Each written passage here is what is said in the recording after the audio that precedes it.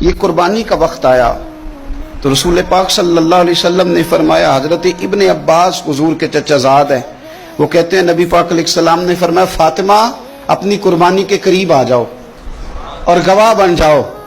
فرمایا اس کے خون کا قطرہ زمین پہ بعد میں گرتا ہے، اللہ قربانی کرنے والے کے سارے گناہ پہلے معاف فرما دیتا ہے۔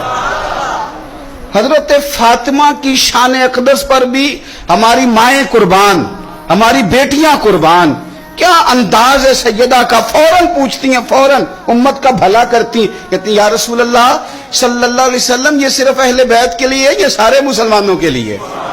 کیا کمال ہے، کتنا پیار ہے حضور کی امت سے۔ حضور یہ صرف اہل بیت نبوت کے لیے ہے؟